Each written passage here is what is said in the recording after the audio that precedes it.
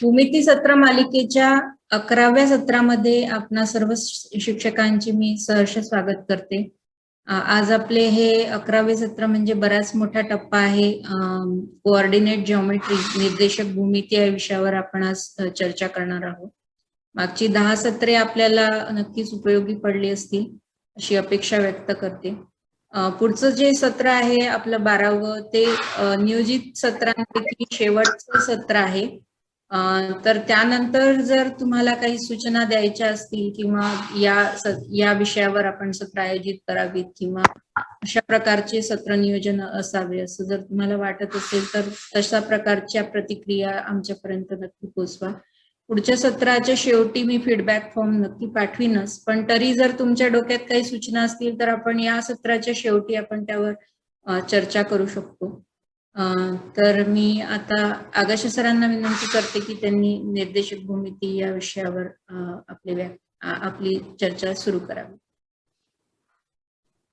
गेल्या वेळी त्रिकोणमितीबद्दल बोलताना मी या निर्देशक भूमितीचा काही भाग चर्चेला घेतला होता. त्याची फक्त आठवण करून द्यायला हरकत नाही. असं आपण प्रत्येक प्रकरणानंतर नवीन प्रकरणाच्या वेळी सुद्धा जुनं काय शिकवलं त्याची आठवण करायची की ज्याचं आपल्याला नातं लागतंय.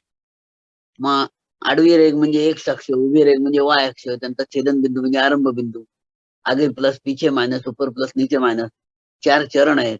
प्रत्येक चरणामध्ये कसे चिन्ह असतात, पहिला एक्स निर्देशक मग वाय निर्देशक का घ्यायचा असतो आणि त्याला क्रमित जोडी का म्हणतात, ऑर्डर्ड पेअर असं त्याला म्हणतात. त्याचे काय आपण निर्देशक सांगू 2, 3, इट्स अ ऑर्डर पेअर. तर ऑर्डर पेअर किंवा क्रमित जोडी म्हणजे काय, याच्यामध्ये क्रमाला महत्व आहे. म्हणजे आपण 11वी 12वी जेव्हा जाऊ तर परम्युटेशन असं एक प्रकरण आहे, परम्युटेशन अँड कॉम्बिनेशन. त्या परम्युटेशन मध्ये क्रमाला महत्व आहे.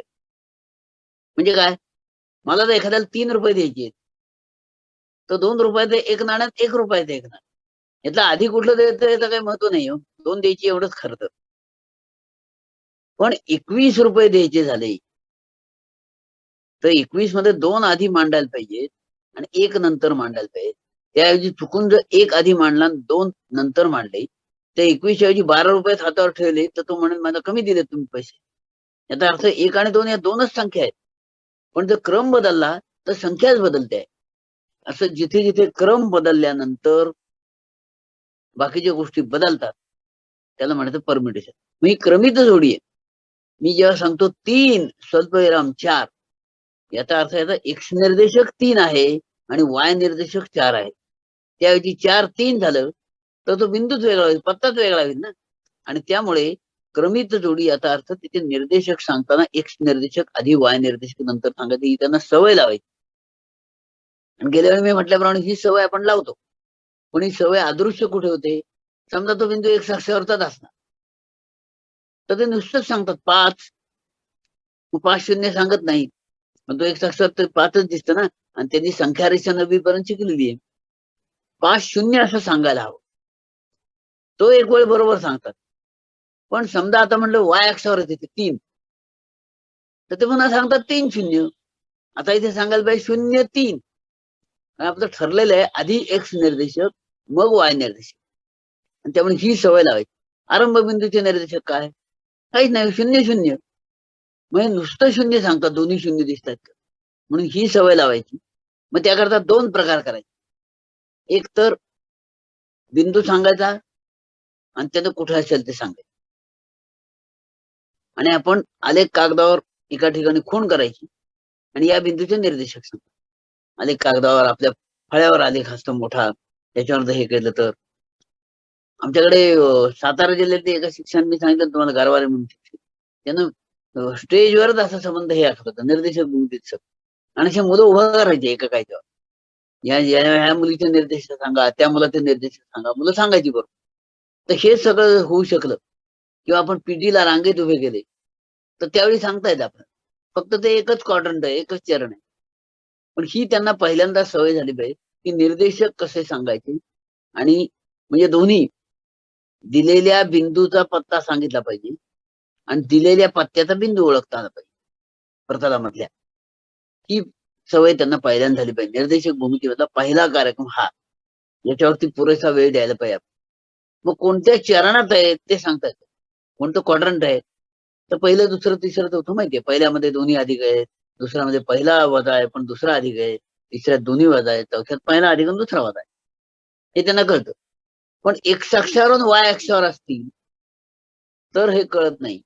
मग एक्स अक्षावर येतं वाय निर्देशित चिन्ह, वाय अक्षावर येतं एक्स निर्देशित चिन्ह, हे त्यांच्या डोक्यात आणून दे. हा यातला त्याच्या पुढचा भाग झाला. आता समजा आपण याच मध्ये आलेख जेव्हा पहिल्या त्या ह्याच्यामध्ये रेषीय समीकरणामध्ये जेव्हा आलेखाच्या साह्यानं करतो, त्यांना एक पहिला साधा प्रश्न विचारावा. 2x अधिक 3y बरोबर 5 असं एका रेषेचं समीकरण आहे. 2x अधिक 3y बरोबर 5 असं एका रेषेचं समीकरण म्हणजे काय आहे हे त्यांना समजतं. 2x अधिक 3y बरोबर 5 असं समजा म्हटलं तर हे एका रेषेचं समीकरण, याचा नेमका अर्थ काय? तर आज आपणही चर्चा करू. तुमच्यापैकी ज्यांना सांगता येईल त्यांनी मुद्दाम सांगा, कारण तुम्हाला येणारच सांगता. फक्त 2x अधिक 3y बरोबर 5 हे एका रेषेचं समीकरण आहे असं वाक्य दिलं तर या गोष्टीचा नेमका अर्थ काय होतो? फक्त अनम्यूट करून सांगा जे सांगतील. दोन्ही बाजू समान येतात. कुठल्या? डावी बाजू आणि उजवी बाजू समीकरणाची समान येते. हो, नाही ते बरोबर ना. एकाच रेषेवरचे बिंदू आहे. नाही ते बरोबर आहे. रेषेवरच्या प्रत्येक बिंदूने त्या समीकरणाचं समाधान होतं. हो, म्हणजे समाधान होतं म्हणजे काय तेच मी म्हणतो. हा, म्हणजे त्या किमती आपण एक्स आणि वायच्या जर टाकल्या समीकरणामध्ये तर समीकरणाची डावी उजवी बाजू सारखी येते. समान आता येते. हे तुम्हाला समान समजलं तुम्ही म्हणून तुम्ही सांगताय किंवा तुम्ही सांगितलं तर मला समजलं. हो हो नाही? हो पण जो विद्यार्थी आता पहिल्यांदाच ऐकतोय त्याला याचा बरोबर. काही अर्थबोध होत नाही. मग त्याला काय सांगायचं? 2x अधिक 3y बरोबर 5 हे या रेषे समीकरणात आहे. या रेषेवरचा कुठलाही बिंदू घ्या, आवडेल तो. हा, त्या बिंदूचा एक्स निर्देशक ठरवा, त्या बिंदूचा वाय निर्देशक ठरवा. ठरवलेत का? मग म्हणते एक्स निर्देशकाची दुप्पट करा, 2x, वाय निर्देशकाची तिप्पट करा आणि त्या दोघांची बेरीज करा. जर तो बिंदूवर रेषेवर असेल तर नक्की ती बेरीज 5 येईल, असा त्याचा अर्थ आहे. तुम्ही आता जे सांगितलं ना त्याचा एवढा अर्थ आहे. आणि तो मुलांना कळत नाही. मग ते नुसतं याचे समाधान होते. ते समाधान होते म्हणजे काय? रेषेवर जर बिंदू असेल तर एक्स निर्देशकाची दुप्पट अधिक वाय निर्देशकाची दुप्पट याचे उत्तर 5च आलेले असले पाहिजे. ते 5 उत्तर आलेले नसेल तर 2च शक्यता. एक शक्यता म्हणजे तो बिंदू त्या रेषेवर नाही, किंवा रेषेवर असेल तर आपले निर्देशक तरी काढायला चुकले, नाही तर आकडेमोड करायला चुकली. 2x अधिक 3y याचं उत्तर काढायला चुकलं. याच्यापेक्षा वेगळी नाही. म्हणजे रेषेवरचा बिंदू आहे याचा अर्थ ही अट पूर्ण करणार. समजा एखादा बिंदू ही अट पूर्ण करणार मी म्हटलं तर आपण तो लगेच ती रेषा मागे पुढे वाढवली त्या रेषेवरच येणार, अशी ही अट आहे.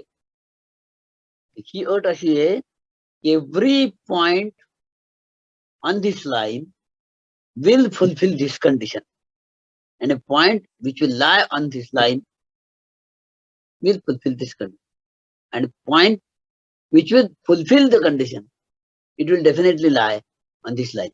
असं दुहेरी अर्थ त्यामध्ये आहे. रेषेवरचा बिंदू अट पुरी कर आणि अट पुरी करणारा बिंदू रेषेवर आहे. मग आता ह्याच्यावरनं आपण जर रेषांची समीकरणं सांगायला लागलो तर एकदम सुरुवात न करता मी पहिल्यांदा काय करणार, एक अक्ष काढेल आणि मुलांना एक अक्ष काढून बिंदूचे निर्देशक विचारेल. याचा निर्देशक सांग रे 1 0, मग याचा सांग रे 2 0, त्याचा सांग रे 3 0, तिकडे सांग रे -1 0. त्यांना सांगायला लावायचं आणि मग त्यांच्या वेगळीच कोणतरी म्हणेल अवश्य तर दुसरा निर्देशक 0च होतोय दरवेळी, हे त्यांना कळू दे. नाही कळत आणखी 2-4 घेत, म्हणजे त्यांच्या लक्षात येईल की दरवेळी ते 0 देतो. कदाचित ते दुसरा निर्देशक 0 येतो हे त्यांना सांगता येणार नाही, पण ज्या अर्थी ते उत्तर देतात 5 0, 7 0, -10 0, त्या अर्थी त्यांना ते कळलंय. मग 0वाला कुठला आहे निर्देशक ते त्यांना विचारतात. 0 म्हणजे कोण आहे? मग ते सांगतील वाय निर्देशक.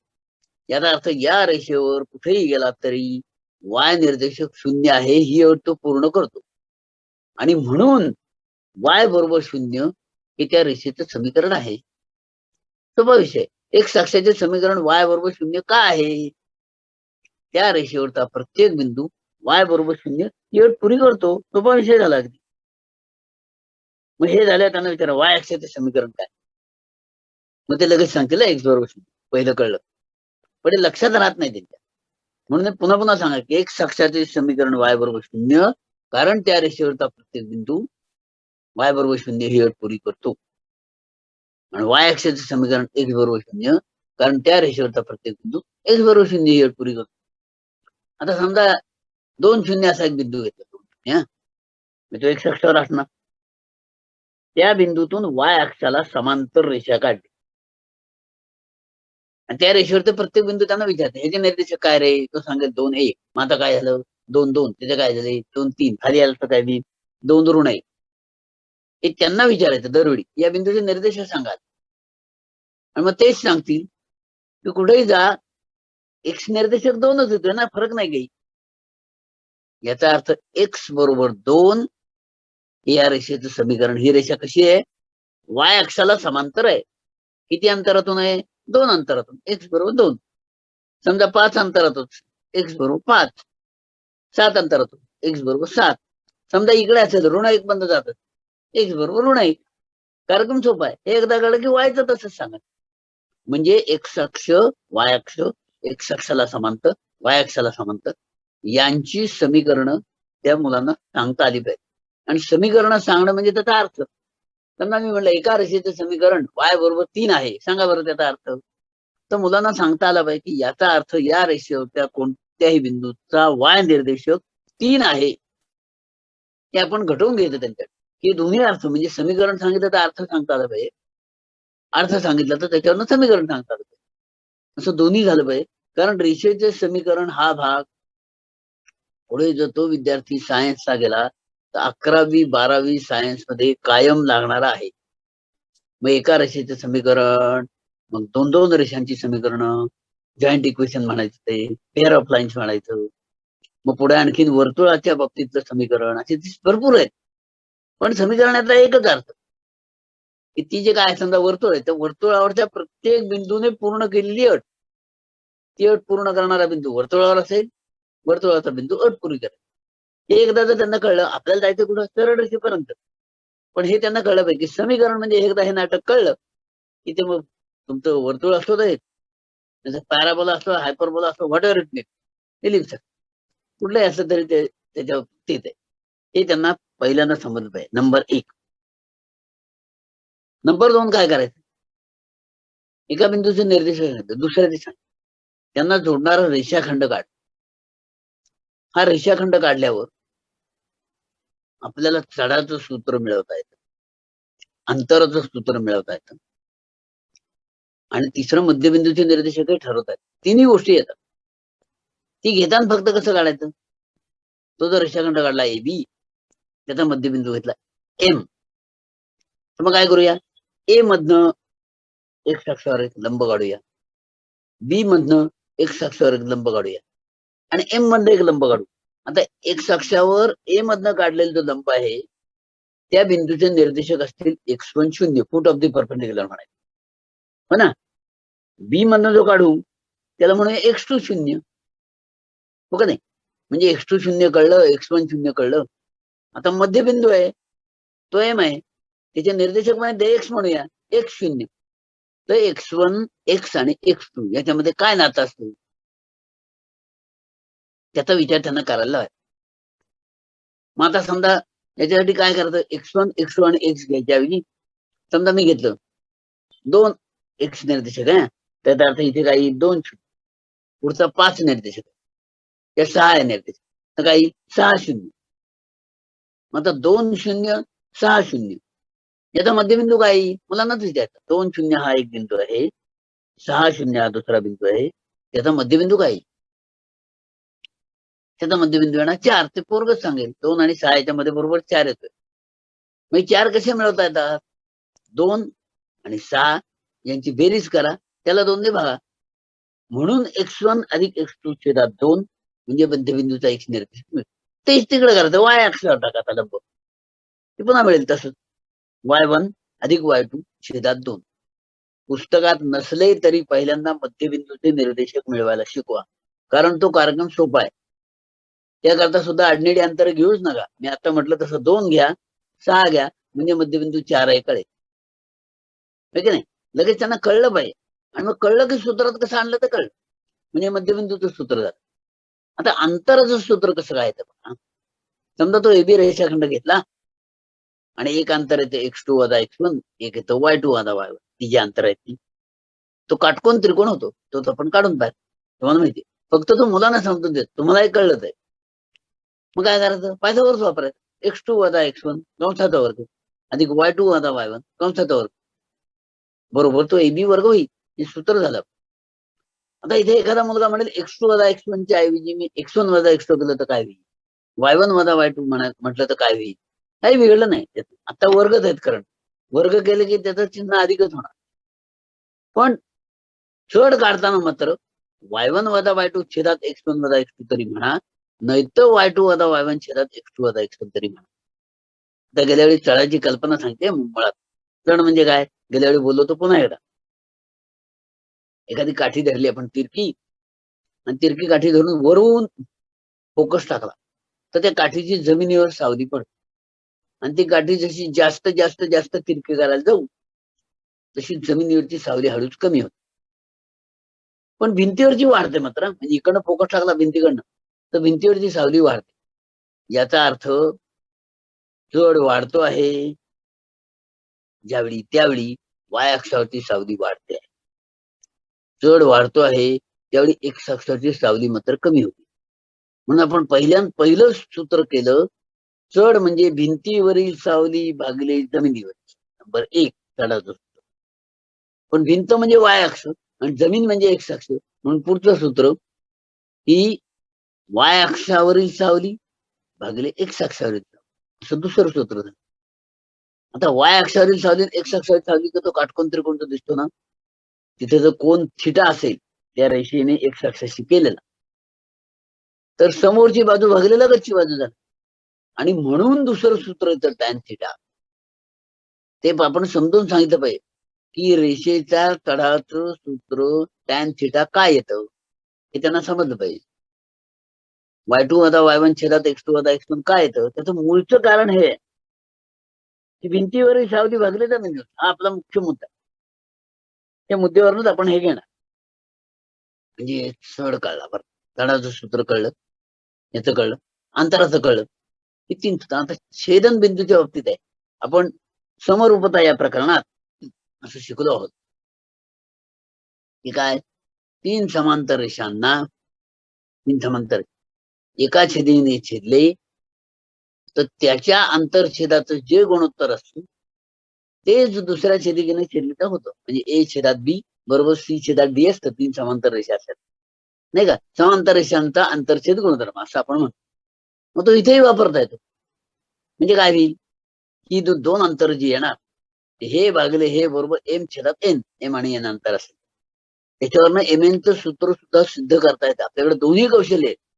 एक तर सूत्र द्यायचं, त्यात किमती टाकून त्यांना उत्तर काढायला लावायचं. दुसरं ते सूत्र सिद्ध करायचं. ही दोन्ही निर्देशक भूमितीमध्ये त्यांना येणं आवश्यक आहे. आता त्याच्या पुढची गंमत काय माहिती का, समजा मध्यबिंदूचं सूत्र कळलं, x1 अधिक x2 छेदात 2 आणि y1 अधिक y2 छेदात 2. तर पहिला सराव काय द्यायचा, x1 y1 द्या एक बिंदू, x2 y2 द्या दुसरा बिंदू, काय त्या 2 3 5 7 काढा मध्यबिंदूचे निर्देशक. पुन्हा एक काहीतरी वजा घ्या, एक अधिक घ्या, पुन्हा काढा. हे मुद्दाम असे का घ्यायचे, कारण पूर्णांकावरची बेरीज वजाबाकी गुणाकार भागाकार या 4 क्रिया पुन्हा एकदा पक्क्या करून घ्या. पुन्हा जर सांगितलं ना की मुलांना पूर्णांकाची बेरीज गुणाकार फार महत्वाचे असते, त्याचा आपण सराव करू. तर मुलं म्हणतात निर्देशक भूमिती केव्हा संपवणार. मग हेच घ्यायचं, हे उदाहरण घ्यायचं. किंबहुना ज्यावेळी पूर्णांकाच्या बेरीज वजाबाकी गुणाकार भागाकारचा सराव घ्याल शिकवताना, त्यावेळी सुद्धा हे घ्या की मुद्दाम असं सूत्र आहे, या सूत्रात आता किमती घाला आणि काढा उत्तर. म्हणजे बेरीजेचा सराव होईल, वजाबाकीचा होईल, गुणाकाराचा होईल, भागाकार 4 क्रिया तो हे किमतीवर आलं पाहिजे. आता पुढची गंमत काय, समीकरण फिरवणं. म्हणजे उदाहरणार्थ x बरोबर x1 अधिक x2 छेदात 2. तुम्ही काय करा, मध्यबिंदूचाच x निर्देशित केला 5 आणि x1 ची किंमत दिली 7. तर 5 बरोबर 7 अधिक x2 छेदात 2 असं तो लिहिल. म्हणजे x2 ची किंमत माहिती, त्याच्यावरून त्याला x2 ची किंमत काढता येते का. म्हणजे फिरवा फिरवी येत नाही. मुलांना काय होतं, कडेचे निर्देशक आहेत का, मध्यबिंदू काढतो. मध्यबिंदू एक बिंदू दिला तर कडेचा येत, हे येणं आवश्यक आहे. आणि हा सराव म्हणून वेगळ्या वेगळ्या पद्धतीने पुन्हा काय करता, सराव देताना ते समीकरण लिहिणे, म्हणजे जितके वेळा तो देईल की मध्यबिंदूचे निर्देशक x बरोबर x1 अधिक x2 छेदात 2 प्रत्येक वेळी लिहायला लावायचं. आणि सूत्र प्रत्येक वेळी लिहिल्यानंतर 10 वेळा लिहिलं तर ते सूत्र डोक्यात बसतं. आणि मग त्यातला x कोण, x1 कोण, x2 कोण कळले, म्हणजे मध्यबिंदूचे निर्देशक कळले, ते फिरवता आलं, mn च कळलं. महत्वाचा मुद्दा त्याच्या पुढचा असा आहे की आपण आता तिसरं सूत्र वापरतो, ते म्हणजे सेंट्रॉइड किंवा मध्य संपात, मध्यगा असतात ते मध्यगाचं सूत्र सांगून द्यायचं आधी. x1 y1 एक बिंदू आहे, x2 y2 दुसरा बिंदू आहे, x3 y3 तिसरा बिंदू आहे. तर आता जी ची किंमत काढा. सूत्र काय, x1 अधिक x2 अधिक x3 छेदात 2, y1 अधिक y2 अधिक y3 छेदात 2. सूत्र ध्यान किमती काढू दे, मला नाही होत. मग ते सूत्र आलं कुठून हे सिद्ध करूया. त्यासाठी मागचे गुणधर्म लागतात. 3 मध्यगा जेव्हा परस्परांना छेदतात, त्यांचा छेदनबिंदू असतो जो जी, त्याचं शिरोबिंदू पासूनच जे अंतर असतं जीचं, ते नेहमी पायापासूनच्या त्या रेषाखंडाच्या दुप्पट असतं. म्हणजे समजा AO ही मध्यगा असेल आणि त्याच्यावर तो जी असेल, तर AO AG भागिले OG याचं उत्तर 2:1 येतं, 2/1 येतं. हे त्यांना माहित पाहिजे प्रमाण, आणि ते आपण वेगवेगळ्या ह्यानं सिद्ध करू. त्याची सिद्धता पण आहे. आता तो विषय नाही म्हणून ते उद्याच्या ह्याच्यात मी पुढच्या शनिवारच्या ह्याच्यात घ्यायचे मला बऱ्याच. मग हे त्यांना आलं पाहिजे, म्हणजे मग त्यांना सेंट्रॉइडचा फॉर्म्युला कसा आला ते पण कळेल. आता फक्त हे सगळा सराव करून झाल्यावर आपण एवढ्यावरच थांबणार नाही. हे त्यांना झालं, हे झालं म्हणजे त्यांना निर्देशक भूमिती परीक्षेपुरती आली, तिकडे आले काढायला आलं, म्हणजे ते पण जमलं. आता आपण पुढचा भाग त्यांना शिकवणार पहा. कारण शेवटी म्हणजे काय माहिती का, निर्देशक भूमिती हे वर्णन आहे आणि आलेख हा फोटोग्राफ आहे, त्याला ग्राफच म्हणतात. म्हणजे उदाहरणार्थ एखाद्या मुलाचं वर्णन करतो का नाही, तो सरळ नाकाचा आहे, निमगोरा आहे, डाव्या गालावर एक तीळ आहे, बऱ्याच खुणा सांगतो आपण, थोडीशी जखमेची खूण कपाळावर आहे. एवढं वर्णन करूनही जे कळत नाही, हे वर्णन केलं म्हणजे निर्देशक भूमिती. आणि त्याचा फोटो टाकला तर दॅट्स ऑल, संपलं थोडी. तो फोटो म्हणजे आलेख आहे.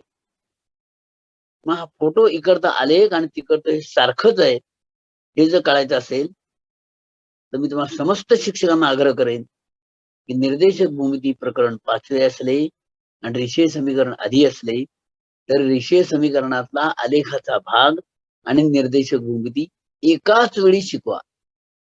खरं तो इतका चांगला प्रकार आहे की निर्देशक भूमिती आणि आलेख या दोन्ही म्हणजे एकच नाण्याच्या 2 बाजू आहेत. म्हणजे एकच कन्सेप्ट शिकायची आणि दोन्हीकडे मार्क घ्यायचे, आलेखात पण घ्यायचे आणि निर्देशक भूमिती, ते दोन्ही एकच आहे कळलं पाहिजे. आणि त्यामुळे हा विषय आपण करूया. आलेखाच्या वेळी आपण आलेख कागदावर आलेख काढतो, ते निर्देशक करतो. निर्देशक भूमितीच्या बाबतीत आपण तसं करत नाही, मग केलं नाही तरी मनात ते पाहिजे. आता यांचं दोघांचं नातं जे प्रस्थापित करायचे ना, ते कसं करायचं बघा. आलेख कागदावर 2 बिंदू घ्या, 2 बिंदू घेऊन चढ काढायला लावायचा. आता चढाचं सूत्र त्यांना माहिती, y1 वजा y2 छेदात x1 वजा x2. त्यांनी चढ काढू दे. चढाचं उत्तर अधिक आलं, बाजूला ठेवा, दुसरा रेषाखंड घ्या. चढाचं उत्तर वजा आलं, बाजूला ठेवा. आणि मग असे अधिक उत्तर येतील असे 4-5 त्यांना बिंदू घेऊन रेषाखंड काढायला लावा. वजा उत्तर येतील असे 4-5 हे काढायला लावा. आणि त्यांनाच फोटोग्राफ मध्ये कळू दे की अधिक उत्तर असेल तर हा आलेख कसा जातो, एक अक्षर असा पुढे पुढे जातो, वाढत जातो. म्हणजे डावीकडून उजवीकडे वर वर जातो तो आलेख. याचा अर्थ चढ धन आहे. आता डावीकडून उजवीकडे खाली खाली येत असेल तो उताराला गाडी लागली. उतार म्हणजे ऋण चढ. त्यामुळे रेषेचा चढ धन आहे याचा अर्थ तिरक झालं भानगड. रेषेचा चढ ऋण आहे म्हणजे अशी तिरकी झाली. रेषेचा चढ 0 आहे तर एक साक्ष, दुसऱ्या त्याला समांतर रेषा एक साक्षाला. आणि चढ सांगता येत नाही तर उभ्या रेषा. हे त्यांना चढ सांगितल्यावर फोटोग्राफ मध्ये दाखवूया. हे सगळे फोटोग्राफ मध्ये दाखवत आहेत कसा कसा चढ आला. म्हणून इकडे आलेखात तेच काम करायचं. आता खरा विषय आहे की जी रेषेची समीकरण आता आपण बोललो ना, त्याच्या संबंधात थोडस एकक पाऊल पुढे जाईल. आता मात्र तुम्हाला शिक्षणामध्ये जर समजा पुढचा 11वी 12वीचा संबंध नसेल तर एखादी संकल्पना समजायला अवघड जाईल. खरं तर ती पूर्वी आपल्या अभ्यासक्रमात होती बरं का, पण मध्यंतरी नाही म्हणून. तर नाही समजली तर लगेच अनम्यूट करून मला विचारा, आपण स्पष्ट करूया. आता समजा एक रेषा आहे बरं का, ती आरंभ बिंदूतून जाते, आरंभ बिंदूतून जाणारी तिरकी रेषा आहे. त्या रेषेचा चढ ठरवायचा आहे. तर कसं काय ठरवणार बघा, त्या रेषेवर एक x1 y1 बिंदू घेतला आणि आरंभ बिंदू म्हणजे त्याचे निर्देशक किती, 0 0. मग x1 y1 बिंदू घेतला, 0 0 घेतला, तर चढाचं सूत्र वापरायचं. y1 वजा 0 छेदात x1 वजा 0 म्हणजेच काय, y1 छेदात x1 असा चढ झाला. त्याला आपण m म्हणूया. आता जरा दुसरा बिंदू घेऊया, x2 y2. पुन्हा x2 y2 0 0 घेत, सूत्र काय होईल, y2 वजा 0 छेदात x2 वजा 0 बरोबर आहे. आणखी एखादा घेऊन पहा, त्यांना मुलांना सांगायचं. आणि मग मुलांच्याच लक्षात, दरवेळी कशाला वजा 0 करता, कळलं आम्हाला. y1 छेदात x1 येणार, y2 छेदात x1 येणार, y3 छेदात x1 येणार, उत्तर काय येणार, m. आणि म्हणून अशी आरंभ बिंदूतून जाणारी जी रेषा असते तिचा चढ नेहमी काय असतो, y छेदात x बरोबर m. याचा अर्थ ती रेषा कोणती अट पुरी करते, y निर्देशक छेदात x, त्या रेषेवरचा कुठलाही बिंदू घ्या, y निर्देशक छेदात x निर्देशक, याचं उत्तर चढा इतके, y/x = m. मग तर सरळ करू तिरका कोणाचा, y बरोबर mx, y बरोबर mx असं झालं, कळलं. आता y बरोबर mx झालं. 2 चढ असेल तर काय होईल, y बरोबर 2x. 3 चढ असेल तर काय होईल, y बरोबर 3x. 3 छेदात 2 असेल तर काय होईल, y बरोबर 3 छेदात 2x. वजा 3 छेदात 4 असेल तर काय, y बरोबर वजा 3 छेदात 4x. हे नाटक त्यांना कळलं. त्या रेषेच्या आरंभ बिंदूतून जाता असं होतं बरं का. मग काय करा, आपल्या आलेख कागदावर एक रेषा काढा आरंभ बिंदूतून जाणारी, घ्या त्याच्यावर एक बिंदू, 2 बिंदू घ्या त्याच्यावर, त्यांचा चढ काढायला लावा. आणि तो चढ काढला की त्याचं जे उत्तर येईल ते y निर्देशक भागिले x निर्देशक येतं का नाही त्यांना पडताळून पाहायला लावाय. म्हणजे आपला चढ काढायचं सूत्र वापरायला झालं, पडताळून पाहिलं की त्यांना लक्षात येईल की अवसर आरंभ बिंदू जात असेल ना, तो कुठलाही घ्या, y निर्देशक भागिले x, उत्तर एकच येते, बरोबर चढ येते तेवढं. म्हणजे आरंभ बिंदूतून जाणारी आणि m चढ असणारी जर रेषा असेल तर त्या रेषेचे समीकरण y बरोबर mx असं येतं. मग आता बघूया, मी समजा एक तुम्हाला उदाहरण दिलं, अनम्यूट करून बोला, तुम्हाला बहुतेक झालं असं येईल. 3y वजा 5x बरोबर 0 अशी एक रेषा आहे. 3y वजा 5x बरोबर 0 ही रेषा आरंभ बिंदूतून जाते का, प्रश्न पहिला. प्रश्न दुसरा, ती आरंभ बिंदूतून जात असेल तर तिचा चढ काय, आणि जात नसेल तरी चढ काय, कसा ठरवा. 3y वजा 5x बरोबर 0 अशी रेषा आहे. जाते आणि चढ 5/3. 3y वजा 5x बरोबर 0, तर समीकरण काय होईल, ही आरंभ बिंदूतून जाते, हा बरोबर आहे. म्हणजे मग काय लिहिणार, 3y बरोबर 5x लिहा, आणि म्हणून y बरोबर 5/3x. म्हणजे काय झालं, y बरोबर mx, y बरोबर mx, म्हणजे त्याचा चढ झाला 5/3 आहे की नाही. आता हा 5/3 झाला चढ, की लगेच मला न विचार 5/3 धन करून धन, मग ती रेषा कशी जाईल, अशी जायला पाहिजे इकडे, तिसऱ्या पहिल्या चरणात गेली पाहिजे, हे त्यांना लक्षात यायला पाहिजे. आणि म्हणून अशी उदाहरणं घ्यायची, म्हणजे आरंभ बिंदूतून जाणारी आणि m चढ असणारी अशी रेषा. आता आणखी एक विषय आपण त्यांना शिकवणार. समजा x अक्षावर 3 0 असा बिंदू घ्या, 3 0, आणि y अक्षावर 0 2 असा बिंदू घ्या, आणि ते 3 0 आणि 0 2 हे बिंदू जोडायचे नाही, रेषा काढायची. अशी जर रेषा काढली, 3 0 आणि 0 2 अशी रेषा काढली, तर ती रेषा x अक्षाला कुठे छेदते, 3 0 बघत नाही. म्हणजे त्या रेषेचा x अंतरछेद किती, त्याला म्हणायचं एक्सचं अंतर किती शून्यापासून, 3, त्याला म्हणायचं x अंतरछेद. नवीन शब्द आपण त्यांना सांगायचं, x अंतरछेद, x इंटरसेप्ट. दुसरी आहे 0.2 म्हणजे वाय अंतर. मग x अंतरछेद आहे 3, वाय अंतरछेद 2. त्यांना आता माहित नाही, आपण सांगायचं. या रेषेचं समीकरण कसं असतं माहितीये? x छेदात x अंतरछेद अधिक y छेदात y अंतरछेद बरोबर 1 असं समीकरण आहे. x छेदामध्ये x अंतरछेद अधिक y छेदात y अंतरछेद बरोबर 1 असं समीकरण. त्यांना माहित नाही, आपल्याला माहिती आहे म्हणून आपण सांगितलं. मग आता पडताळून पाहायला लावायचं त्यांना. x छेदात x अंतरछेद अधिक y छेदात y अंतरछेद बरोबर 1 असं उत्तर येतं का नाही? मग त्या रेषेवरचे 2 बिंदू घ्यायला लावायचे आणि दरवेळी हे x छेदात x अंतरछेद. चला म्हणजे काय? x छेदात तो 3 अधिक y छेदात 2 तो काय y निर्देश केली. दरवेळी बेरीज केल्यावर उत्तर एक येतं का नाही? हे त्यांना पडताळून पाहायला लावण्याचा दुसरा फायदा काय? पुन्हा अपूर्णांकाची बेरीज आली, त्या अपूर्णांकाची बेरीज येते का नाही करता, आणि बरोबर उत्तर एक येते.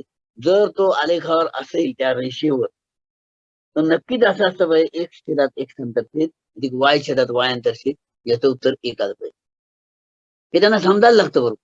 आणि त्यामुळे असं जे आपल्याला 11वी सायन्स मध्ये शिकवायचंय किंवा आता सुद्धा आपलं होतं बघा, पूर्वीच्या याच्या आधीच्या अभ्यासक्रमात चढ अंतरछेद नमुना, बिंदू चढ नमुना, द्विबिंदू नमुना, बघा नाही हे होतं, द्विआंतरछेद नमुना, हे सगळं 10वी पर्यंतच्या मागची जर पुस्तकं काढली तर त्यामध्ये होतं.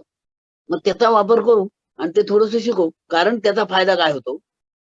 त्याचा फायदा आलेखाची. आता आलेखाची रेषा आहे एक समजा 2x अधिक 3y बरोबर 6 अशी एक रेषा आहे बरं. 2x तुमच्यासाठी उदाहरण, 2x अधिक 3y बरोबर 6.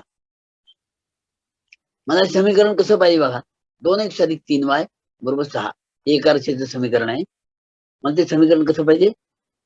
x छेदात x अंतरछेद अधिक y छेदात y अंतरछेद बरोबर 1 अशा स्वरूपात पाहिजे. 2x अधिक 3y बरोबर 6 हे x upon a plus y upon b equal to 1 अशा स्वरूपात मांडायचं आहे. काय करावं? काय करू? अधिक y छेद 2 बरोबर 1.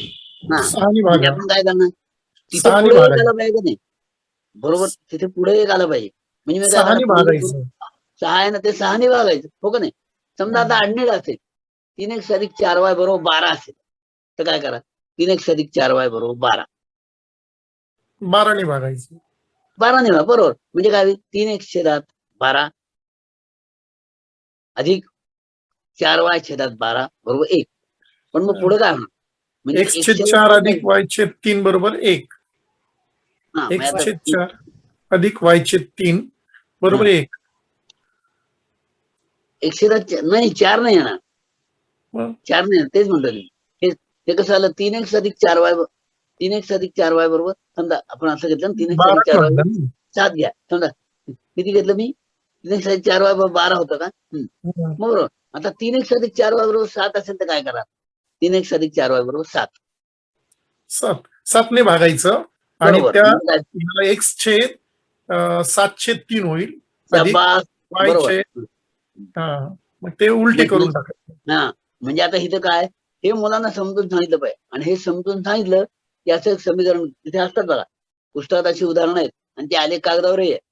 ते आलेख कागदावर त्यांनी आलेख काढून दिला आहे आणि ते आलेख काढून दिल्यावर त्यांनी लिहिलं 3x अधिक 4y बरोबर 7 असं समीकरण आहे या रेषेचं. तर मग हे असं करा आणि केल्यावर त्यांना बघा बरं, हे कुठे छेदतायत, ती x अक्षाला कुठे छेदते, ती y अक्षाला कुठे छेदते, बरोबर छेदतायत की नाही. आणि त्यातल्या सोयीचं उदाहरण घ्या. म्हणजे जिथे x अंतरछेद आणि y अंतरछेद पूर्णांकात येईल किंवा अपूर्णांकात आला तरी 2.5, 3.5, 1.5 अशा प्रकारे येईल. आणि मग त्यांना येतं का नाही, म्हणजे ते त्यांनी पडताळून पाहायचं. याचा हेतू काय, की इकडे जे वर्णन दिलं आहे की डाव्या गालावर एक कीळ आहे, तो फोटो दिसतोय का नाही? म्हणजे इकडचं वर्णन आणि तिकडचा फोटो बरोबर आहे. कपाळावर एक जखम आहे, ती जखम आहे हे वर्णन झालं आणि जखम दिसणे हा फोटोग्राफ झाला. मग आलेख कागदावर दिसतंय का की 2x अधिक 3y बरोबर 6 असं या रेषेचं समीकरण सांगितलंय.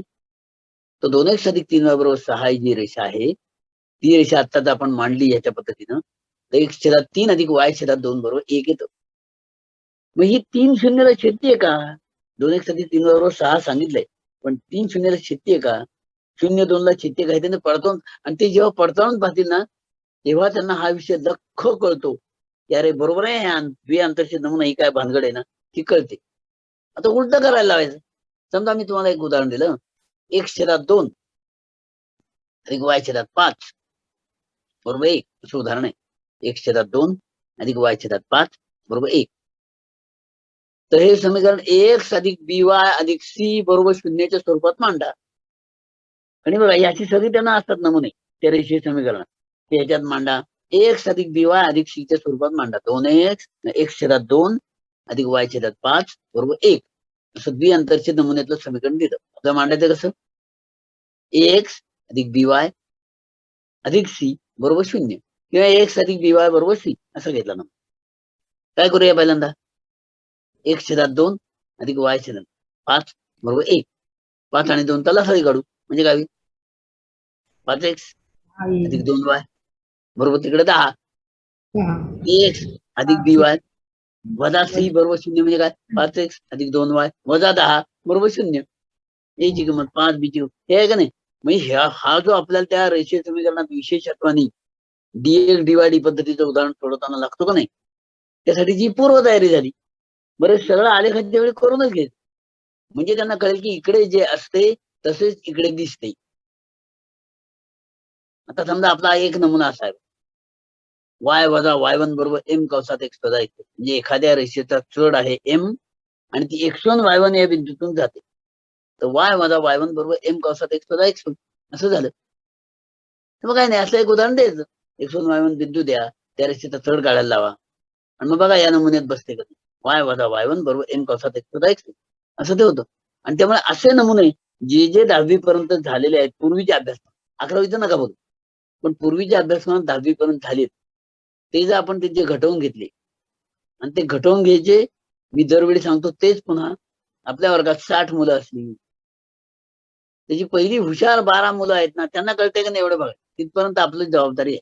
सगळ्यांना कळलं तर फार देवळा सगळं ते पाहत, पण ते 12 मुलांना कळलं ना ती जबाबदारी टाकायची. तुझी जी कडे जी 4 मुलं आहेत त्यांना समजून सांग तुझ्या भाषेत आणि त्याला नाही जमलं तर आपण सांगायचं म्हणजे ती थोडी मदत होते आणि त्यांना कळायला लागतं. असं जर कळायला लागलं ना थोडं पुढचं म्हणजे आता बघा जो शिक्षक 10वीला शिकवतो ना त्यानं जर 11वी 12वी सायन्सच्या विषयाचा थोडासा अभ्यास केला असेल तर त्याचं 10वीचं शिकवणं नक्की अधिक परिणामकारक होतं, निश्चित होतं.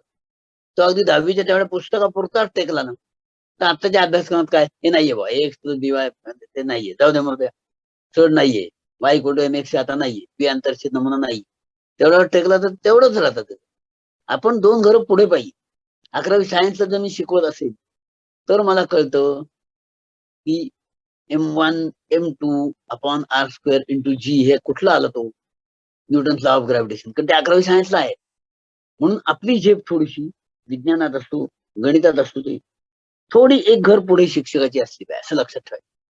आणि हे जे हुशार विद्यार्थी आहेत त्यांना सुद्धा असा एक मेंदूला खाद्य म्हणून अशा प्रकारची उदाहरणं देत.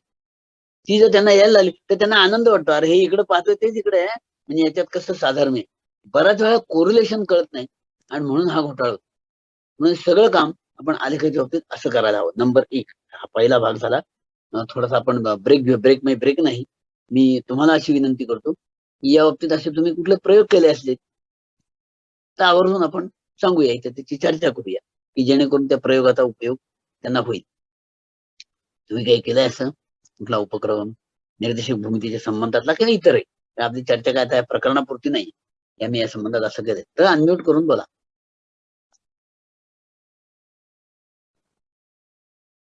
कोणाला काही शेअर करायचं आहे अथवा काही निर्देशक भूमितीबद्दल प्रश्न असतील किंवा काही ऍक्टिव्हिटीज तुमच्या डोक्यात असतील त्या बाबतीत तर शेअर कराव्यात कृपया. तुम्ही पण असे प्रयोग केलेले आहेत आणि तुमच्यापैकी जे जुने शिक्षक आहेत त्यांना मी बोलतो ते पटेल, कारण पूर्वीच्या अभ्यासक्रमात याच्या आधीच्या होतं हे मी आता जे बोललो ते म्हणजे एकदम 10वीत अजिबातच केव्हाच नव्हतं बोललोय असं नाही, ते होतं पूर्वी. आता मध्ये त्यांनी गाळून टाकलं. आता गेल्या वर्षी 25% गाळ्यात त्यात तर चढही गाळून टाकलं असं, त्यामुळे पोराची गाडी आणखी उतारायला लागली. तर आपण ती घेऊया जिथे जिथे शक्य आहे तिथे, कारण त्याचा त्यांना उपयोग होईल पुढे. अशा दृष्टीने तुमच्या जर काही शंका असतील म्हणा, तुम्ही काही प्रयोग राबवले असतील तर त्याचे काही रिझल्ट तुमचे पॉझिटिव्ह निगेटिव्ह मॉडरेट नाही, कारण निगेटिव्ह रिझल्ट सुद्धा खूप शिकवून जातो काही वेळा, त्याचा रिझल्ट पॉझिटिव्ह आला पाहिजे असं. पुढे काय केलं असं तर अनम्यूट करून बोला.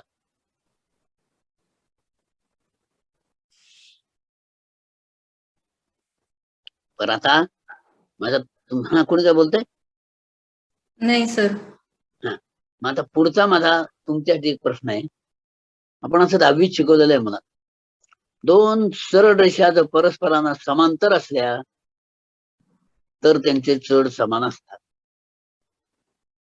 दोन सरळ रेषा परस्परांना जर लंब असल्या तर त्यांच्या चढांचा गुणाकार ऋण 1 येतो. आता तुमचा संबंध थोडासा 11वी-12वी जर असेल तर असं का होतं याचं उत्तर तुमच्या कोणाला देता येते? असं का होतं? दोन रेषा जर समांतर असल्या तर त्यांचे चढ समान असणार. दोन रेषा परस्परांना लंब असल्या तर त्यांच्या चढांचा गुणाकार ऋण 1 येतो. याचा काही संबंध आहे का? नाहीतर ते पोरं सूत्र लक्षात ठेवणार, ते म्हणणं आहे ना त्याला समान आहेत म्हणजे झाला समांतर. काय येतं माहितीये कोणाला? कोणाला माहिती असं तर अनम्यूट करून सांगा मला. समांतर असतील हा. तर एक साक्षाशी केलेला कोण, एक साक्षाचे छेदल्यामुळे होणारे जे कोण असणारे ते सारखे असणारे, परिणामी स्लोप सारखे असणारे, कारण स्लोप म्हणजे टॅन ऑफ थिटा. बरोबर. एक साक्षाशी केला आणि त्यामुळे स्लोप सारखे. मग त्यांचे जर स्लोप सारखे असले, टॅन थिटा सारखे असले, हा, तर टॅन थिटा सारखा आहे ना, म्हणजे M1 आणि M2 ची किंमत सारखी आहे ना. मग ते आपण कशावर म्हणू शकतो किंवा असे जर त्यांचे हे असते समांतर असले तर त्यांचे स्लोप सारखे येतात. हे तुमच्या टॅन थिटावरनं म्हणतात का तुम्ही? समांतर आहेत म्हणजे साक्षाशी केलेलं कोण, म्हणजे तिथे कुठला गुणधर्म वापरला? एक साक्षाशी केलेलं कोण समान आहे. हा, संगत कोणाचा गुणधर्म वापरला. अगदी बरोबर. आता ते जर लंब असतील तर काय करणार?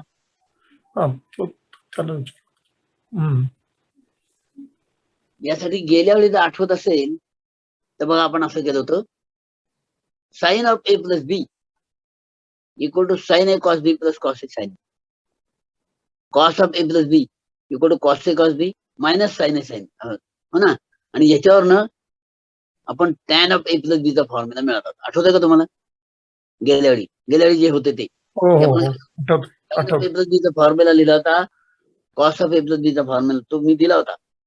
आणि मग कॉस A कॉस B ने भागायचं आणि मग इथं tan A plus tan B upon 1 minus tan A tan B गेल्या वेळी आपण केलं होतं. समजा जे आता नवीन आहेत त्यांच्यासाठी पुन्हा सांगतो, जर असं दिलं sine of A plus B बरोबर साइन A गुणिले कॉस B अधिक कॉस A गुणिले sine B, cos of A plus B म्हणजे कॉस A गुणिले कॉस B वजा साइन A गुणिले साइन B, असं जर असेल तर tan of A plus B ची किंमत कशी काढायची? आपल्याला माहिती साइन थिटा भागिले कॉस थिटा म्हणजे टॅन थिटा. तेव्हा sine of A plus B ला cos of A plus B ने भागलं की tan of A plus B. तर sine of A plus B म्हणजे कोण? Sine A cos B plus cos A sine, हो का नाही?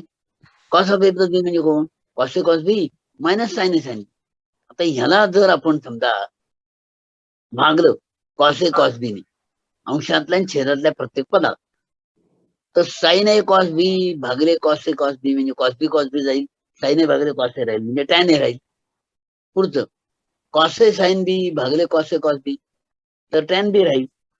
खाली कॉस A कॉस B भागिले कॉस A कॉस B ते एकच येईल. आणि साइन A साइन B भागिले कॉस A कॉस B केलं तर उत्तर येईल त्याचं टॅन A टॅन B. आणि म्हणून ते सूत्र होतं tan A plus tan B upon 1 minus tan A tan B, असं सूत्र आहे ते. बरोबर आहे ना? आता उलट केलं तर tan of A minus B चं सूत्र काय होतं माहिती का? Tan A minus tan B upon 1 plus tan A tan B. हे सूत्र एवढ्यासाठी तुम्हाला सांगतो आहे की आता इथे टॅन A म्हणजे एका रेषेचा चढ, टॅन B म्हणजे दुसऱ्या रेषेचा चढ असं आहे. एका रेषेत चढला म्हणून आपण M1, दुसऱ्याला म्हणून M2, म्हणजे सूत्र काय होईल? टॅन थिटा बरोबर M1 वजा M2 छेदात 1 वजा 1 अधिक M1 M2 असं ते सूत्र झालं. M1 वजा M2 छेदात 1 plus tan A tan B होतं ना, म्हणजे 1 प्लस M1 M2 असं ते सूत्र तयार होतं. आणि थिटा हा जो अँगल आहे ना तो कोणाचा? त्या दोन रेषांमधला कोण आहे? आता लक्षात घ्या तुम्ही की एका रेषेने एक्स अक्षाशी केलेला अँगल थिटा 1 असेल, दुसऱ्या रेषेने एक्स अक्षाशी केलेला अँगल थिटा 2 असेल, तर त्या दोन रेषांमधला अँगल काय असेल? थिटा 2 मायनस थिटा 1 किंवा थिटा 1 मायनस थिटा 2, बरोबर का नाही? ते थिटा 1 मायनस थिटा 2 किंवा थिटा 2 मायनस थिटा 1 ला आपण म्हणतो थिटा. म्हणजे ते झालं टॅन थिटा. आणि मग tan theta equal to tan theta 1 minus tan theta 2 upon 1 plus tan theta 1 tan theta 2, म्हणजे M1 minus M2 upon 1 plus M1 M2, असं ते सूत्र झालं. आता पुन्हा मुद्दा काय आहे की समांतर लंब कसं काय ठरवायचं? ज्यावेळी दोन रेषांमधला कोण शून्य होणार आहे त्यावेळी ते समांतर होणार. पण समांतर असेल तर कोण शून्य असतं, म्हणजे टॅन 0 होणार. टॅन 0चं उत्तर येतं 0, आणि टॅन 0चं उत्तर 0 येतं म्हणजे उजवी बाजू पण 0 असेल की नाही, म्हणजे M1 वजा M2 छेदात 1 अधिक M1 M2 याचं उत्तर 0. आणि कोणत्याही अपूर्णांकाचं उत्तर जर 0 येत असेल तर मुलांना सांगायचं लक्षात ठेवा नेहमी अंश 0 असतो. याचा अर्थ काय? M1 वजा M2 चं उत्तर 0, आणि M1 वजा M2 चं उत्तर 0, याचा अर्थ M1 बरोबर M2, म्हणून त्या दोन रेषांचे चढ समान असतात. लक्षात ठेवा. आता त्यांच्यातलं कोण 90 असेल तर छेद 0 येणार, म्हणजे 1 अधिक M1 M2 याचं उत्तर 0 येणार. याचा अर्थ M1 M2 इक्वल टू -1 येणार. M1 M2 इक्वल टू +1 आलं तर ते एकमेकाचे गुणाकार व्यस्त असतात. पण -1 आलं म्हणजे काय? गुणाकार व्यस्त आहेतच, पण चिन्ह विरुद्ध आहे. म्हणजे एकाचा चढ 2/3 असेल तर दुसऱ्याचा ऋण 3/2 असला पाहिजे, तरच त्यांचा उत्तर वजा 1 येईल. हे आपल्याला समजावून सांगता येतं. ज्या विद्यार्थ्यांना हे समजून कळण्याची क्षमता आहे त्यांना मी जसं काल तुम्हाला दिलं तसं sine of A plus B cos of A, sine of A minus B cos of A यांचे सूत्र द्यायची, आणि त्याच्यावरनं tan of A plus B tan of A minus B त्यांना काढायला लावेल. मग त्याचा संबंध याच्याशी जोडा. हे असं आहे, हे चढ असे होतात, म्हणजे त्यांना ते कळेल. त्याच्या पुढचा विषय असं देतात, ABCD हे एका चौकोनाचे 4 शिरोबिंदू आहेत आणि त्यांचे निर्देशक अमुक अमुक आहेत. तर सिद्ध करा समांतरभुज चौकोन आहे. आता उदाहरण निर्देशक भूमितीतलं, हो का नाही? मग समांतरभुज चौकोन आहे हे सिद्ध करण्यासाठी आपल्याला 3-4 युक्त्या आहेत. सांगा बरं तुम्हाला कुठल्या सुचतात? ABCD चे निर्देशक दिलेत तर सिद्ध करा या समांतरभुज चौकोन आहे. काय काय वापरावं? चे निर्देशक दिले, B चे दिले, C चे दिले, D चे दिले, 4चे दिले. म्हटलं हा समांतरभुज चौकोन आहे, सिद्ध करा. समोरासमोरील बाजू सारख्या दाखवायच्या अंतराच्या सूत्राने. म्हणजे अंतराच्या सूत्राने समोरासमोरच्या बाजू सारख्या, एक प्रकारचा. दुसरा चढ सारखे दाखवायचे समोरासमोरील बाजू. बस, म्हणजे समांतर आहेत ते झालं. तिसरा आणखी कर्ण परस्परांना दुभागतात. बस, म्हणजे काय करायचं? ते कर्णाचे जे AC त्यांचा मध्यबिंदू काढायचा आणि BD चा पण काढायचा मध्यबिंदूच्या सूत्रावर सारख्या असले तर झालं. दोन्हीचा मध्यबिंदू. म्हणजे बघा याचा अर्थ आपल्याला 3 पद्धतीने येईल किंवा निर्देशक भूमिती माझी उत्तम आहे, पण समांतरभुज चौकोनाचे तुम्ही आता सांगितलं ते गुणधर्म त्या मुलाला माहित असतील तर ना. आणि समांतरभुज चौकोन हा विषय 8वीत झालाय, 10वीत नाहीच झाला. आपण तो का घ्यायचा 10वीत? कारण 10वीत जर समांतरभुज चौकोन त्याला कळला नाही तर त्याला निर्देशक भूमितीमध्ये मार्क जाणार आहे. मध्यबिंदूचं सूत्र त्याला माहितीये, चढ कसा काढायचा ते माहितीये, माहिती नाही, अंतराचं सूत्र माहितीये, पण समांतरभुज चौकोनाच्या समोरासमोरच्या बाजू समान असतात हेच माहित नाही. तर उपयोग काय ह्या सूत्रांचा? समांतरभुज चौकोनाच्या समोरासमोरच्या बाजू समांतर असतात हेच माहित नाही. आणि माहित नाही म्हणजे काय? त्याला सांगितलं लक्षात येईल. पुन्हा एकदा आठवण करून द्यायची की समांतरभुज चौकोनाच्या बाबतीत 4 गोष्टी आहेत त्या तुला कळल्या पाहिजे, असा विषय लक्षात ठेवा नक्की. तो आयत आहे. आता आयत आहे म्हणल्यावर काय करायचं? हे तर दाखवायचं, कारण हे तुम्ही दाखवलं की तो समांतरभुज चौकोन. पण मग AB चा चढ आणि BC चा चढ काढायचा, आणि तो काढलात की त्यांचा गुणाकार वजा 1 आला पाहिजे. इथे 90 समांतरभुज चौकोनाचा 1 90 असला तर 4ही 90 असतात, म्हणजे तो आयत होणार, असं तरी दाखवता येईल. किंवा AC आणि BD दोन कर्ण काढायचे, समान लांबीचे आहेत, आयताचे कर्ण समान लांबीचे असतात, ते चालेल. किंवा AB चा वर्ग करता, BC चा वर्ग करता, AC च्या वर्ग इतका तो पायथा वर्ग वापरायचा. पण हे सगळं म्हणजे काय माहितीये का? म्हणजे याचा संबंध निर्देशक भूमितीशी येत नाही.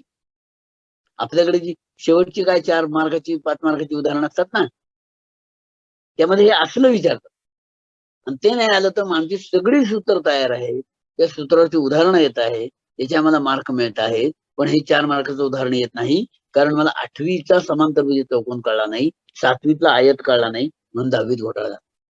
आणि म्हणून निर्देशक भूमितीचा विचार करताना या दृष्टिकोनातनं सुद्धा करा की आपल्याला ते कळलं पाहिजे बरोबर आहे की येते का नाही.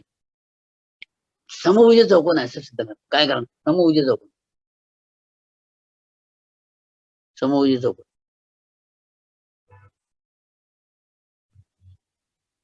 एखादा चौकोन आहे तर समभुज आहे, कसं काय सिद्ध करणार? ABCD चारीचे निर्देशक दिले. चारीच्या निर्देशकातील अंतर काढणे, अंतर समान येतात चारीचे पण अंतराचा सूत्र वापर बरोबर, करून. उत्तम झालं. चारी अंतर काढले समान, एकदम समभुज चौकोन. बरोबर, हे एक झालं काम. दुसरं काय करता येईल? कर्ण कर्ण एकमेकाला दुभागतात.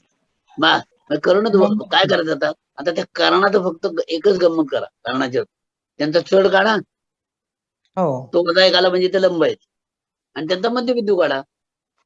म्हणजे ज्या चौकोनाचे कर्ण परस्परास काटकोनात दुभागतात तर समभुज चौकोनच बनायला पाहिजे का नाही? त्या दोन्ही गोष्टी त्याच्या बाबतीत झाल्या की दुभागतात पण आहे आणि काटकोनात पण आहे. म्हणजे हा सोपा विषय. चार अंतर काढायच्या ऐवजी, अंतर चार काढायच्या ऐवजी करायचं काय काम? की दोघांचे चढ काढायचे आणि मध्यबिंदू काढायचा. चढांचा गुणाकार वजा एक आणि मध्यबिंदू आहे त्यांचा दोघांचा एकच झाला, त्याचा अर्थ मध्यबिंदू छेदतात आणि लंब असतात. मध्यबिंदू छेदतात, लंब असतात, म्हणजे लंब दुभाजक आहेत एकमेकांचे, म्हणजे तो समभुज चौकोन. यासाठी हे गुणधर्म माहित असले की हा प्रकार आपल्याला सोडवता येतो, त्यात काय अडचण येते. आता असं दिलं ABCD आहे चौकोन आहे कुठला तरी, त्याचे AB BC AC आणि AD ते काय चार बाजूंचे मध्यबिंदू घेतले, तर असे मध्यबिंदू जोडून तयार होणार चौकोन समांतरभुज असतो. गेल्या वेळेला पण त्याची सिद्धता पण घेतली, तुम्हाला माहिती. आता हे इथे कसं काय सिद्ध करणार? काय नाही, मध्यबिंदूचे निर्देशक काढा. पुन्हा यांनी सांगितलं तसं अंतर काढा किंवा चढ काढा किंवा काय मध्यबिंदू काढा पुन्हा, म्हणजे समांतरभुज चौकोनाचे गुणधर्म वापरता येईल. म्हणून हे जे गुणधर्म आहेत हे पण निर्देशक भूमितीमध्ये वापरायला लागतात, हे लक्षात ठेवा. म्हणून जेव्हा जेव्हा आपण हे शिकवणार तेव्हा तेव्हा त्या विद्यार्थ्याला निर्देशक भूमितीचे पूर्ण मार्क मिळायचे असतील. आणि म्हणून भूमितीच्या बीजगणिताचे आपण पहिलं घेतलं, पण भूमितीचं घेताना हे लक्षात ठेवा की भूमितीमध्ये कुठल्याही एका प्रकरणाच्या एका मुद्द्यावर त्याला येत असले म्हणजे भूमितीचे मार्क मिळतात असं नाही. पण कोणत्या प्रकरणात दुसऱ्या कोणत्या प्रकरणातला कोणता भाग लागेल याचा भरोसा नाही. आता प्रकरण चाललंय निर्देशक भूमिती, पण वापरतोय 8वीतल्या समांतरभुज चौकोन. प्रकरण चाललंय निर्देशक भूमिती, पण तिकडचा कुठला तरी पायथागोरस वापरतोय, का नाही? तुम्हाला जर अंतराचं सूत्र काढायचं पायथागोरस वापरताय. प्रकरण चाललंय निर्देशक भूमिती, तिकडचा समरूपतेचा गुणधर्म वापर. त्यामुळे यांचं परस्पराशी कोरिलेशन आहे, आणि ते कोरिलेशन घेताना पुन्हा ते गुणधर्म सांगायचे, म्हणजे त्यांना लक्षात राहतात. हे कशासाठी शिकायचं? आपल्याकडे काय होतं, त्या सत्र पद्धतीनं फारच मोठं नुकसान झालं. म्हणजे मी नेहमी विनोदाने म्हणतो की मला दिवाळीपूर्वी 89 ही संख्या नीट लिहिता येत होती, दुसऱ्या सत्राला नसल्यामुळे येत नाही, या काय अर्थच नाही ना. अशा मूलभूत गोष्टी त्यांना परमनंट आल्या पाहिजेत, आणि परमनंट आले पाहिजे कुठेही वापरता आले पाहिजे. ते केव्हा वापरता येते? म्हणून मी सायकल चालवता येते तर उदाहरण नेहमी देतो मला. सायकल चालवता येते, एका मुलाला विचारलं येते का रे? तो म्हणला येते. म्हणलं ही किल्ली घेऊन माझ्या घरची वही घेऊन येतो. म्हणलं आता नाही येत, सकाळी येते. हा का सायकल येण्याचा प्रकार आहे का हो? सायकल येते म्हणजे केव्हा येते? कुठल्याही रस्त्यावर येते. याचा अर्थ सायकल येण्यासाठी जी कौशल्य आहेत ती मला उत्तम येतात, ते केव्हाही वापरता येतात. आपल्या विद्यार्थ्यांचं तसं नसतं. यंदाच तुम्ही उदाहरण घ्या की आपल्या परीक्षा झाल्या नाहीत आणि सर्व विद्यार्थ्यांना पास करण्यात आलं. ही चांगली गोष्ट झाली कोरोनाच्या नंतर. पण आता त्यानंतर त्यांची जेव्हा सीईटी ठेवली त्यावेळी विद्यार्थ्यांची इतकी तारांबळ झालेली आहे ना, म्हणजे ज्यांचं शिकवून झालं नाही त्यांचं हे झालं नाही ते बघा, पण ज्यांचं काय ऑनलाईन वगैरे शिकवून झालं त्यांचा अभ्यास तयार आहे त्यांनी सुद्धा परीक्षा रद्द झाल्यानंतर, मधला तो काय महिनाभर गेला, पण परीक्षा रद्द झाली केव्हाच निर्णय काढला 10वीची परीक्षा रद्द. हा महिना 2 महिन्यामध्ये त्यांचा अभ्यासच बंद झाला. आणि आमचं शिक्षण इतकं अल्पजीवी असतं की काल सांगितलेलं आजचं विसरून जात. मुलं फक्त आठवणीने एवढंच सांगतात तुम्ही काल सांगितलेले आहे. हो का? मग सांग बरोबर, ते नाही मला आता येते. म्हणजे काय इतकं अल्पजीवी काय उपयोग? आणि म्हणून आपलं हे संपूर्ण आपण भूमितीचं बीजगणिताचं हे सत्र घेतलं, त्यातला हेतूच हा आहे की आपलं शिक्षण इतकं अल्पजीवी होतं का म्हणे, किमान मूलभूत घटकांचं तरी. कारण मूलभूत घटकांवरच ही इमारत अवलंबून आहे का नाही. म्हणजे आता निर्देशक भूमिती आपण शिकलो म्हणजे काय? पूर्णांकाची बेरीज वजाबाकी गुणाकार भागाकार 4 क्रिया वापर, बरोबर. आता निर्देशक भूमिती शिकलो म्हणजे काय? 7वी 8वी मध्ये तुमची आलेखाची सुरुवात झाली, त्याची उजळणी परत झाली. समांतरभुज चौकोन 8वीत झाला त्याची उजळणी पुन्हा झाली. नवीन काहीच नाही हो. संगत कोण एकरूप असतात समांतर रेषामध्ये. ते आता तुम्ही सांगितलं ना ते वापरलं आम्ही. मग हे किती झालं, एका 10वीत नाही पहिल्यांदा. पण हे यावं लागतं ना. आणि आपल्याकडे ते नाही आलं तरी मार्क देण्याची व्यवस्था असते, त्यामुळे तो घोटाळा होतो.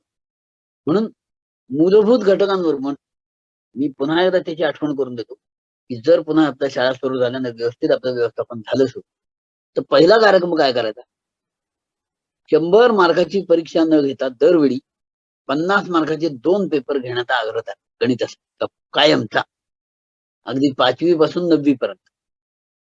सगळ्यांना तेच सांगायचं आणि सर्वत्र आपण सांगितलं हा राबवला गेला आपल्या माध्यमात. मग काय करायचं, 50 मार्काचा एक पेपर असेल तो फक्त आणि फक्त मूलभूत घटकांवरच असेल.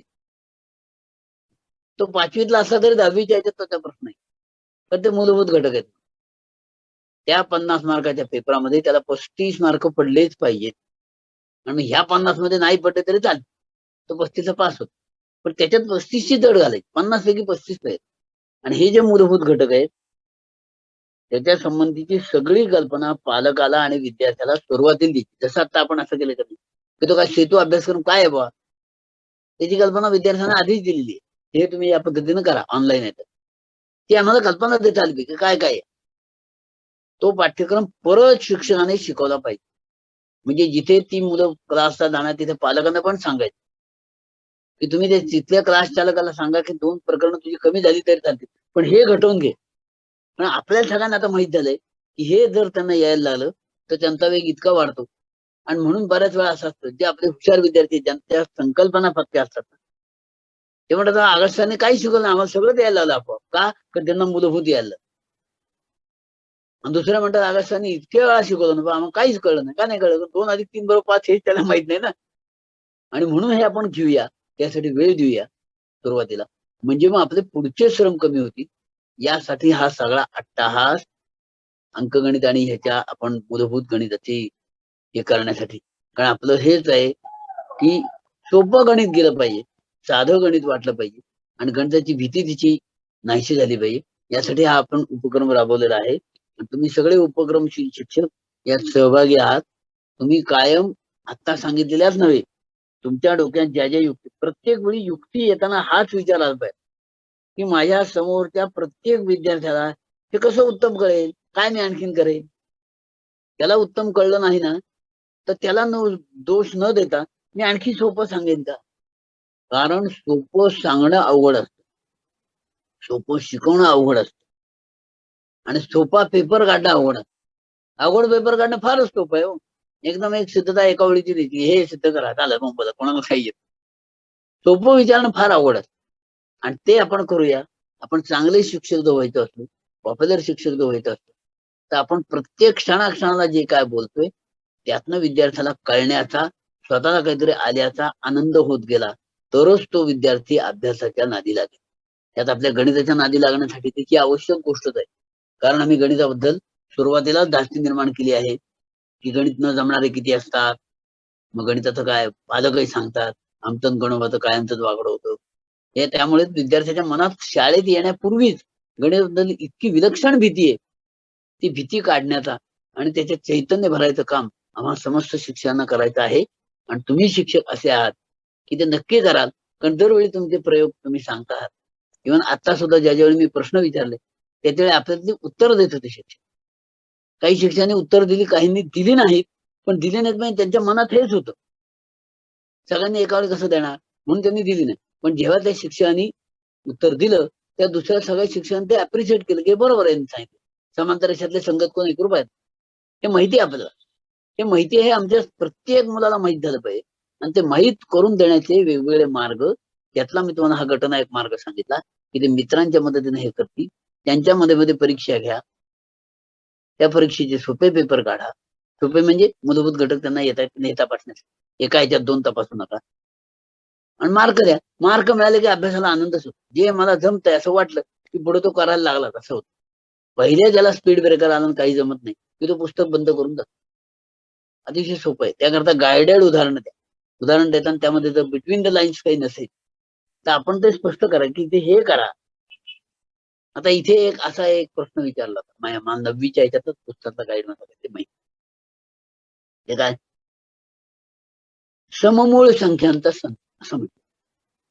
त्याला खरं इतकं ते एकत्र करायचं काही कारण नाही. समही आहे आणि मूळही आहे अशा ज्या संख्या आहेत तिथे एकाच वेळी सम पण आहेत आणि मूळ पण आहे.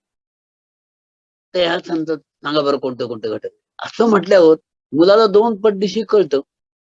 पण ती समसंख्यात आहे, 2 ही एकमेव संख्या अशी ती सम पण आहे आणि मूळ संख्या आहे. पण ते सममूळ म्हटलं की त्याला त्यामध्ये समूळ आणि सममूळ मधला गोंधळ असतो. पण जोडमूळ समूळ अशी त्या संख्या आहेत ना, त्यामुळे त्यांची गडबड होते.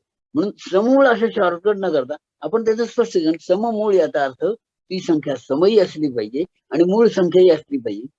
असं काय आपल्याला करता येईल का? तर त्या मुलाला येईल. म्हणजे हे म्हणजे उत्तर सांगणं नाही, लक्षात ठेवा. बरं का शिक्षण सांगणं हे सांगितलं काय अहो, सांगितलं म्हणजे काय त्याला उत्तराच्या जवळ नाही ना, त्याला दिशा द्या की त्याच्या लक्षात येऊ द्या, अरे ती सम पण आहे आणि मूळ पण आहे हे त्याला कळू दे. उत्तर नका सांगू 2, मग तो 2 हे उत्तर त्यानं सांगू दे. पण त्या उत्तराच्या दिशेनं त्याला विचार करायला लावाल का? आपला तो प्रश्नच असा असतो की तो उत्तराच्या दिशेला जातच नाही आणि बंदच करतो. ही गोष्ट आपण लक्षात ठेवू. म्हणजे निर्देशक भूमितीपर्यंतच्या प्रकरणाची आज आपण चर्चा केली आणि इथपर्यंत तुम्हाला बहुतेकांना चांगलं समजलं. इतकंच काय तुमचे उपक्रमही आता तयार झालेले असतील, त्याची एकत्र हे द्या. पुढच्या तासापासून म्हणजे पुढच्या तासाला एक तर आपण सत्र हे घेणार आहोत की ज्यामध्ये सिद्धता हाच भाग मुलांना कळत नाही. आणि त्यातलं काय कळत नाही तर मुळात सिद्धतेचा विचार कसा करायचा असतो, विधान कारण कशी लिहायची असतात, त्याचं हेच कारण का असतं, मग यासाठी हाच गुणधर्म का वापरायचा, त्रिकोणाच्या एकरूपतेचाच अर्थ का वापरायचा. तर ते प्रत्येक वेळी वेगळं नाटक वापरायला लागतं ना. पुढच्या सत्रामध्ये आपण त्याचीच थोडीशी चर्चा करणार आहोत. आणि जर समजा वेळ कमी पडला तर मी असावर त्यांना विनंती करणार आहे की गरज पडली तर आपण आणखी एक सत्र सुद्धा घेऊ. पण जेणेकरून या विद्यार्थ्यांना सिद्धतेची भीती जर त्यांच्या डोक्यातनं गेली आणि त्यांनी असं चॅलेंज म्हणून स्वीकारलं येऊ देतात कुठलाही बघून मी करतोच त्याचा, तर मग तो आनंदाचा विषय होईल. आणि असा आनंदाचा झाला तर या आपल्या सत्राचा शेवटचा दिवस गोड व्हावा असं होईल. तो करण्यासाठी आपण सगळ्यांनी प्रयत्न करावा अशी आग्रहपूर्वक विनंती. पुढच्या वेळी येताना आपण आतापर्यंत काय काय केलेलं आहे ते येण्यापूर्वी असावरीताईंकडे पाठवलं तर उत्तमच, नाही तर तुम्ही घेऊन आलात आणि आपण त्याच्यावर चर्चा केली की आम्ही असाच उपक्रम केला आहे तरी चालेल. जेणेकरून समजा ते तुमचं सांगण्यात थोडा वेळ गेला आणि तेव्हा आपल्या सत्राला कमी वेळ पडला आपण वाढवून घेऊया, काही प्रश्न नाही. पण हे आपण करू तरच आपल्या याची फलश्रुती चांगली होईल आणि आपल्याला ते कळेल. तुमच्या मनात काही शंका असल्या तर किंवा तुमच्या प्रतिक्रिया असल्या जरूर बोला, का अजून आपल्याकडे वेळ आहे. शिक्षकांना काय किंवा काही व्यक्त करायचं आहे किंवा काही सूचना आहेत?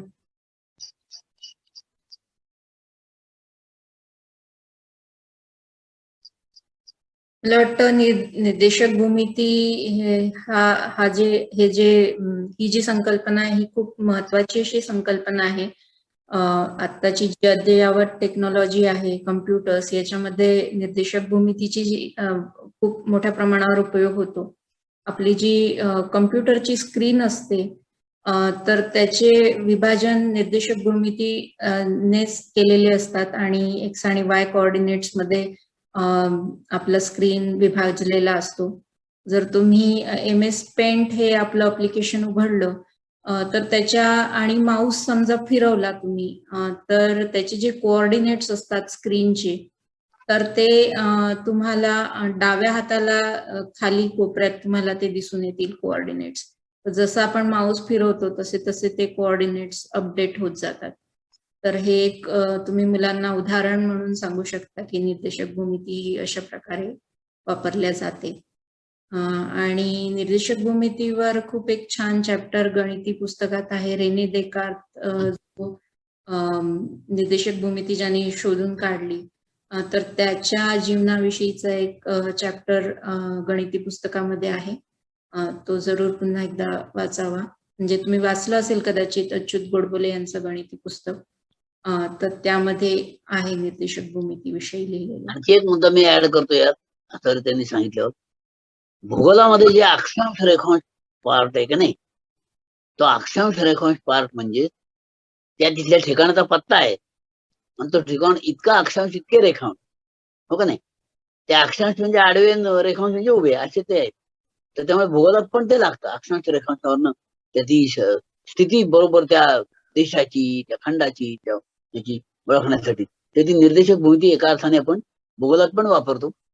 पण ती फक्त 2 डायमेन्शनल प्लेन हे नसते, ते त्या कर्व वर काढलेलं असतं एवढं, बाकी काही नाही. आणखीन कोणाच्या मनात काही शंका? ठीक आहे, पुढचं सत्र आपण घेऊया. आणि असं ताई, जर गरज पडली शिक्षणाचं हे असेल तर एखादं सत्र वाढवायला लागलं तरी चालेल. हो पण चालेल. सिद्धता हा विषय त्यांच्या डोक्यात नीट चांगला येऊ दे, पण ते खूपच महत्वाचं ठीक आहे, आपण 2 सत्र घेऊया सिद्धता या विषयावर. अधिक शिक्षकांचे जर अजून काही उपक्रम असतील किंवा त्यांच्या डोक्यात काही कल्पना आहे. किंवा तुम्ही शिक्षकांनी काही सिद्धता सांगितली की या सिद्धता आम्ही असा विचार केला तरी ते चालेल. कारण काही वेळा काय होतं, एकाच गुणधर्माच्या 3-3, 4-4 वेगवेगळ्या सिद्धता येतात आणि ते खूप गमतीदार असतात. ते सगळे आपल्याला कळणं उपयुक्त होईल. त्या दृष्टीने तुम्ही जर शेअर केलं तर मला आवडेल. ठीक आहे. आणि अजून एक गोष्ट अशी होती की आता ही समजा भूमिती सत्र मालिकेच्या समाप्तीनंतर मी एक सत्र घेईन, तर ते प्रोजेक्ट डिझाईन या विषयावर घेण्याचा एक मानस आहे. सब्जेक्ट एनरिचमेंट ऍक्टिव्हिटी असते, बऱ्याच वेळ शाळांमध्ये ती राबवली जाते की काही असे उपक्रम असतात जे विद्यार्थ्यांकडून करून घेतले जातात कन्सेप्ट पक्क्या करण्यासाठी. तर मुळात हाच प्रोजेक्ट डिझाईन. मग हे प्रोजेक्ट डिझाईन आपल्याला कसे करता येईल किंवा एकत्रितरित्या आपण काही प्रोजेक्ट मुलांसाठी डिझाईन करू शकू का, की जेणेकरून त्या एका प्रोजेक्टच्या एक प्रोजेक्ट जर त्यांनी समजा डेव्हलप केला तर त्याच्या संदर्भातल्या ज्या काही संकल्पना असतील तर त्या मुलांच्या पक्क्या होऊ शकतात. म्हणजे साधारणतः असा जर विचार केला, समजा एक्सेल शीट असते तर आपली समजा ग्रोसरी आहे पूर्ण महिन्याची, जर कोणी विकत आणत असेल तर त्या ग्रोसरीचा जो काही एक भाग असतो की ग्रोसरी विकत आणण्यापासून ती घरामध्ये लावण्यापर्यंत आणि त्याचा एक डेटाबेस तयार करण्यापर्यंत ही एक प्रोजेक्ट तुम्ही एक समजू शकता. आणि मग त्या संदर्भातल्या ज्या काही गणितीय संकल्पना असतील तर त्या मुलांच्या त्यामध्ये पक्क्या होऊ शकतात. तर हा एक छोटासा मी एक भाग सांगितला. तर असे छोटे छोटे जे प्रोजेक्ट्स असतात ते आपण मुलांसाठी जर डिझाईन केले, ज्याला काही गणितातल्याच नाही इतर विषयातल्या ज्या काही संकल्पना असतील त्या पण त्यामध्ये येऊ शकतात. तर हे छोटे छोटे प्रोजेक्ट जर दर महिन्याला मुलांकडनं करून घेतले गेले तर मुलांना पण त्यामध्ये खूप आनंद होईल आणि त्यांच्या ज्या काही संकल्पना आहेत त्या नकळतपणे त्यांना पक्क्या होत जातील, म्हणजे बर्डन न येता कुठलंही. तर याविषयी तुम्ही पण विचार करा की असे प्रोजेक्ट्स आपण मुलांना देऊ शकू का की ज्याचा दैनंदिन जीवनात पण उपयोग होतो आणि संकल्पना पण पक्क्या होतात. तर तुम्ही यावर जरूर विचार करा. आता हे 2 सेशन्स आपण तार्किक सिद्धतेवर घेणार आहोत. तर त्यानंतरचं जे सेशन राहील ते आपण प्रकल्पावर घेऊ, म्हणजे प्रोजेक्ट डिझाईन या विषयावर घेऊया. तर तुम्ही नक्की या गोष्टीवर विचार करा आणि त्यानंतरही जर काही तुमच्या काही सूचना असतील तर त्या आमच्यापर्यंत जरूर पोहोचवा. आजचं सत्र छान झालं, शिक्षकांचा सहभाग पण छान होता आणि नक्कीच तुम्हाला हे उपयोग आणि माहितीपूर्ण वाटलं असेलच.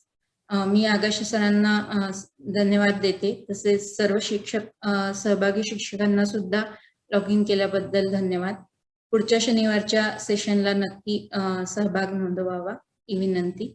आपण लॉग आउट होऊ शकता. धन्यवाद.